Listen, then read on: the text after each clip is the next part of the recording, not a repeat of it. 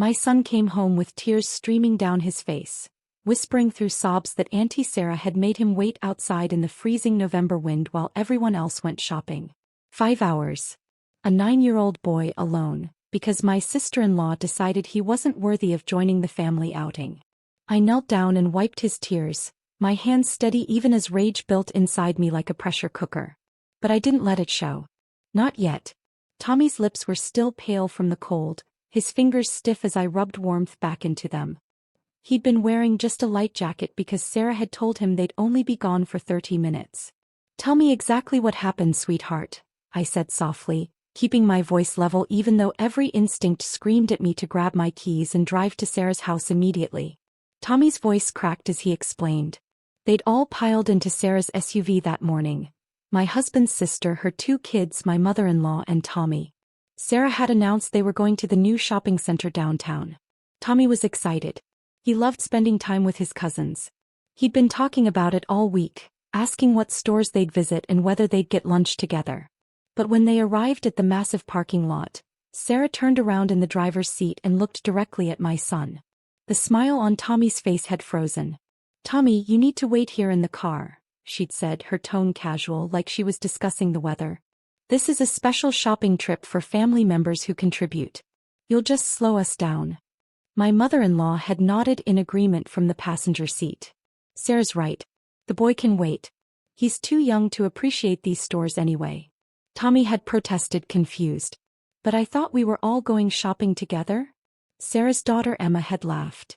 "This is for people who actually deserve nice things, Tommy." They'd locked him in the car for the first hour. When Tommy started crying and banging on the windows, Sarah unlocked it remotely and told him through text to stop being dramatic and wait on the bench outside the main entrance instead. In 40-degree weather. Without a proper coat because they'd told him they'd be gone for just 30 minutes. Tommy described watching families walk past him, wondering why his family had left him there. He tried to stay positive at first, thinking they'd come back soon. But 1 hour became 2, then 3. A security guard had checked on him twice, asking if he was okay if someone was coming for him. Tommy had lied and said his mom was inside shopping, too embarrassed to admit the truth. 5 hours later they came back laughing, carrying shopping bags from at least a dozen stores, talking about the wonderful lunch they'd had at the Italian restaurant inside. Sarah tossed him a bag of leftover breadsticks. "Here, we brought you something," she'd said like she'd done him a favor. Tommy had been shivering on that bench the entire time, watching the sunset, watching the temperature drop, watching his breath fog in the air. I held my son close and felt something cold settle into my chest. Not anger. Anger was too hot, too impulsive. This was calculation. "Go take a warm bath, honey," I told Tommy. "Everything's going to be okay." After he went upstairs, I sat in my kitchen and stared at my phone. I could call Sarah right now and scream at her. I could call my husband who was on a business trip. I could cry or break things or drive over there and cause a scene. Instead, I opened my laptop and sent 3 emails. Then I got in my car. Sarah lived in a beautiful colonial house in the suburbs, the kind with the perfect lawn and the Range Rover in the driveway. She'd always made a point of reminding everyone that she was successful, that she'd built something with her husband. They managed 3 stores in a regional retail chain. Middle management, really, but Sarah acted like she was running a Fortune 500 company. Every family gathering included updates about her corporate responsibilities and leadership influence. I'd always let her have those moments, let her feel important. It never seemed worth the conflict to correct her inflated sense of authority. That was about to change. I parked outside and walked up the stone pathway, past the decorative planters and the wreath on the door. I rang the bell. Sarah answered with a wine glass in her hand, her face flushed from what was clearly a celebration of their shopping success. "Oh," she said, her smile fading slightly. "What are you doing here?" "We need to talk about today," I said calmly. She rolled her eyes and stepped aside to let me in. The living room was full of people. My mother-in-law, Sarah's husband Mark, their 2 teenage daughters, and a few family friends I recognized from gatherings. "Everyone, look who decided to drop by," Sarah announced with false cheerfulness. "I'm guessing Tommy told you about today." "He did," I said quietly. My mother-in-law spoke up from the couch. "Before you start, that boy needed to learn he can't always be included in everything. Sarah was doing you a favor by teaching him boundaries."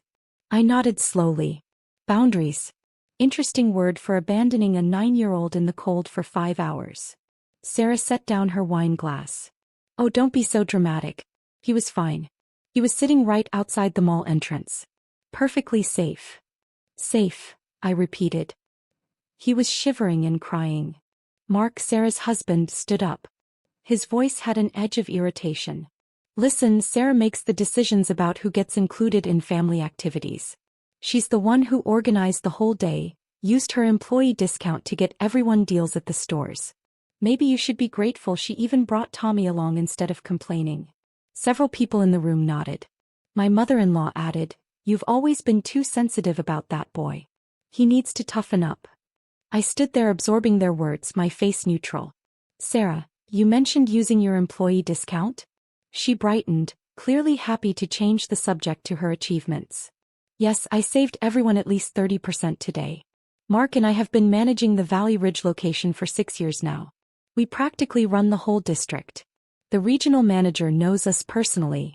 That's impressive, I said. Which stores did you visit today? All 3 of our locations, Mark said proudly. Valley Ridge, Thornwood Plaza, and the new Riverside Center store. We're overseeing the expansion. Corporate trusts us completely. I pulled out my phone. The Riverside Center. That's the new flagship store, right? Sarah was practically glowing now. It is. Beautiful location. We had input on everything from the layout to the hiring. That's the level of authority we have in this company. Authority, I said softly. Then I looked up at her. Sarah, what's the name of the company you work for? She frowned at the odd question. Meridian Retail Group. Everyone knows that. And Mark, you said you practically run the district. How many stores are in your district? 8 stores across the region, he said, chest puffed out. We manage 3 directly, but we have oversight influence on the others. I'm being considered for district manager next year. I nodded and tapped my phone screen a few times. So when you used your employee discount today, that was at Meridian Retail Group stores. All 3 locations. Yes, Sarah said slowly, her smile fading as she tried to understand where this was going.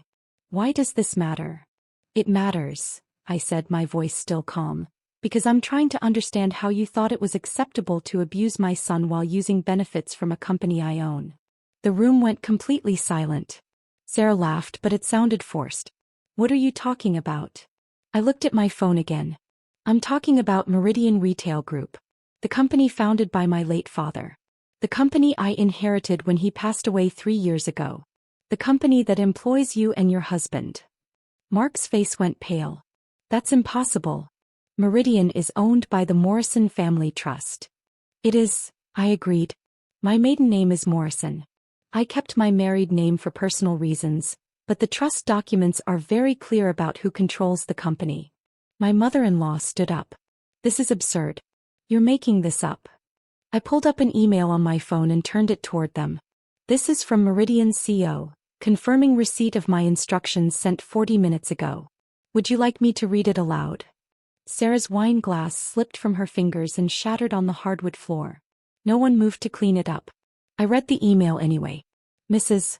Morrison, we've received your directive regarding the Valley Ridge, Thornwood Plaza, and Riverside Center locations. Security protocols are being updated as requested. Store management will be notified within the hour. The transition team is standing by for your call. Mark's voice came out as a whisper. What transition team? Before I could answer, Sarah's phone buzzed. Then Mark's. Then both started ringing simultaneously. Sarah looked at her screen, her hand shaking. It's corporate headquarters. You should probably answer that, I said quietly. She put it on speaker. A professional woman's voice came through. Ms. Williams, this is Jennifer Park from Meridian Corporate HR. I'm calling to inform you that effective immediately, your employment with Meridian Retail Group has been terminated. Your access credentials have been revoked, and security has been notified to collect your store keys and employee badge. You have 72 hours to remove personal items from your office under security supervision. Sarah couldn't speak. Mark answered his phone with trembling hands. The same message word for word. My mother-in-law's face had gone sheet white. You can't do this. They have families. They have mortgages. They abandoned a child in the cold for 5 hours, I said, my voice still eerily calm. Why child? While bragging about their authority in a company they didn't realize I control. Mark finally found his voice. The regional manager knows us. He'll fix this. You can't just fire us without cause. I smiled for the first time since arriving. The regional manager reports to the district VP, who reports to the COO, who reports directly to me. I've already spoken with all of them. There is no appeal process for this decision.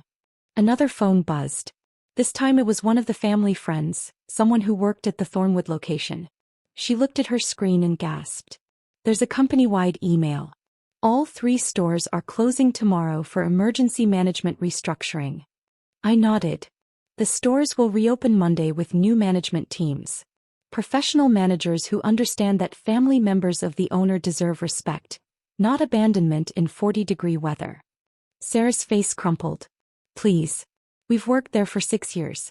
Mark was going to be district manager. We can't lose everything because of one mistake. One mistake. I repeated. You locked my 9-year-old son in a car, then left him shivering on a bench for 5 hours while you shopped and had lunch. You used company benefits I provide while treating my child as less than human. That's not a mistake, Sarah. That's cruelty. My mother-in-law stepped forward. I'll talk to my son. Your husband will make you see reason. My husband, I said, is currently on a flight back from Chicago. I called him 2 hours ago. He's fully aware of the situation and completely supports my decision. He's actually the one who suggested I visit you in person instead of handling this solely through corporate channels. The room felt like all the air had been sucked out of it. Mark's voice was desperate now. What about our daughters? They'll lose their health insurance. Sarah's parents depend on the family discount for their medications. I looked at their 2 teenage daughters who sat frozen on the couch, finally understanding that their mother's cruelty had consequences. Your daughters will be fine, I said. COBRA coverage will be offered as per standard termination procedures. As for family discounts, those are employment benefits. They end with employment. Sarah dropped to her knees, actually dropped to her knees. I'm sorry. I'm so sorry. I'll apologize to Tommy. I'll make it right. You should apologize to Tommy, I agreed. But that won't change what's already happened.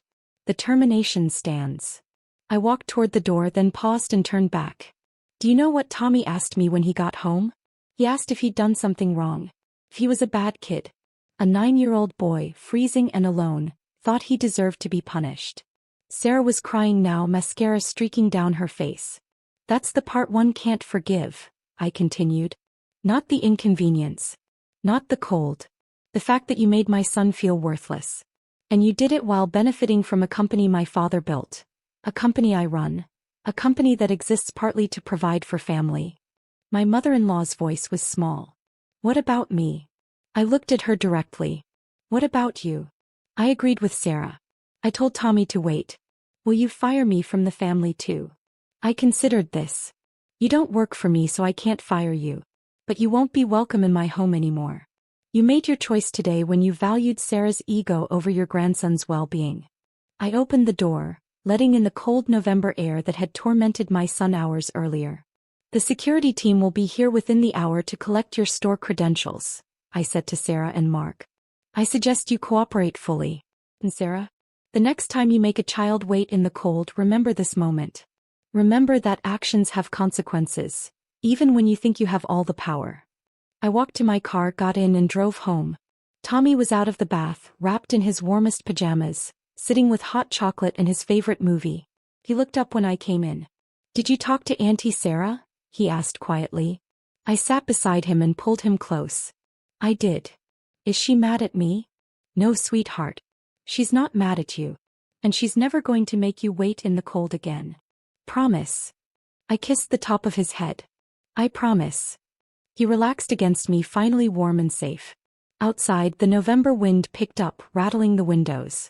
I thought about Sarah and Mark, probably still standing in their living room, phones ringing with calls from corporate, their perfect life crumbling around them. I didn't feel guilty. I felt the same cold certainty I'd felt all evening. Some people think power is about titles or money or authority. But real power is knowing when to use it, and understanding that some lines once crossed can never be uncrossed. My son fell asleep against my shoulder, his breathing steady and peaceful. That was all the validation I needed.